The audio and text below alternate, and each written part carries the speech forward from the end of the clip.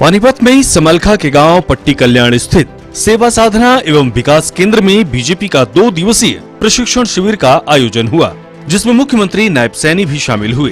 कार्यक्रम के बाद सीएम ने मीडिया से बात की और पीएम मोदी के हरियाणा दौरे को लेकर जानकारी दी। कहा कि हरियाणा के लोग दिल खोलकर पीएम का स्वागत करेंगे। लेकर के बातचीत रही है।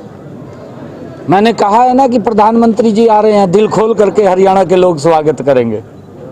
पूरी चर्चा रही है, एक एक बिंदु के ऊपर व्यवस्थाओं से लेकर के व्यवस्थाओं से संख्या की दृष्टि से हर बात को लेकर के सभी माननीय विधायकों ने और सभी माननीय मंत्रीगण ने बैठ कर के चर्चा की है। और 5 तारीख को एक हमारे चुनाव लड़े प्रत्याशी, हमारे सभी सांसदगण, हमारे जिला के अध्यक्षगण, जिला के प्रभारीगण, एक बड़ी बैठक इसी के निमित्त ही आज हमने मोटा मोटा वो खाका तैयार किया है और उसको अंतिम रूप 5 तारीख को हम रोहतक की बैठक में दे देंगे। नियम होने चाहिए, संविधान के अनुसार जब नियम प्रक्रिया होगी तो किसी को कोई दिक्कत नहीं आएगी। तो उस नियम प्रक्रिया के अंदर जो वक्फ बिल आया है, क्योंकि कई प्रकार के डिस्प्यूटेड इसके अंदर थे, अब वक्फ बिल आने के बाद वो कोई डिस्प्यूट नहीं रहेगा, सारे डिस्प्यूट ठीक होंगे। नहीं, SYL का मुद्दा कोई दबा हुआ नहीं है और वो तो हमारे सभी जो दल हैं, सभी दलों का वो साझा मुद्दा है और उसके अंदर हम लगे हुए हैं, मजबूती से लगे हुए हैं।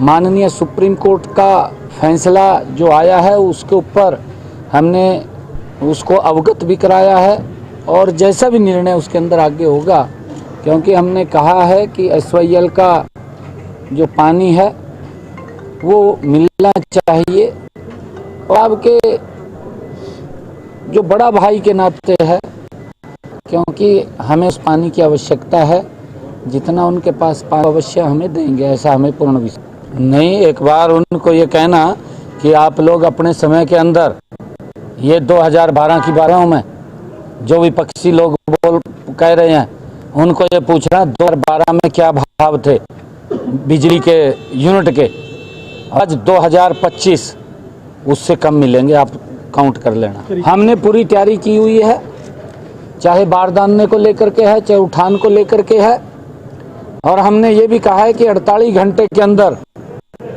किसान के खाते के अंदर पैसा चले जाएगा। जो ही जे फार्म कटे उठान होगा, उठान होते ही किसान के खाते में पैसा जाएगा। और व्यवस्थाएं हमने की कई बार, क्योंकि आजकल मशीनी युग है और मशीनी युग के कारण बहुत ज़्यादा मात्रा के अंदर तुरंत किसान अपनी फसल को काट करके मंडी के अंदर पहुंचा देता है। थोड़ी अस्त व्यस्त जरूर होता है, अस्त व्यस्त क्योंकि दबाव बन जाता है एकदम से, उसके कारण थोड़ी सी अस्त व्यस्तता सी होती है। परंतु फिर भी हमने कहा है अधिकारियों को कि इसके ऊपर जरूर हम काबू पाएँ और किसानों से भी अपील है, क्योंकि ये सीजन ये लगभग 2-2.5 महीने चलता था और अब ये 10-15 दिन का रह गया। कहाँ 2.5 महीने का सीजन और कहाँ 10 दिन का सीजन, व्यवस्था तो बिगड़ती है ना। तो उसके अंदर धैर्य से हमारे किसान भाई भी काम लें और सरकार बिल्कुल किसानों के साथ मजबूती से खड़ी है। यहाँ के नवरात्रे चले हुए हैं, नवरात्रों की पूरे प्रदेशवासियों को बहुत बहुत बधाई देता हूँ, शुभकामनाएं देता हूँ और माँ दुर्गा के चरणों में ये प्रार्थना भी करता हूँ कि हमारे हरियाणा के 2 करोड़ 80 लाख लोग स्वस्थ रहें और विकास की नई नई ऊंचाइयों को छूते रहें। वहीं कैबिनेट मंत्री महिपाल ढांडा ने जानकारी दी और कहा कि बीजेपी संगठन को मजबूत करने के लिए अनेक कार्यक्रम करती है।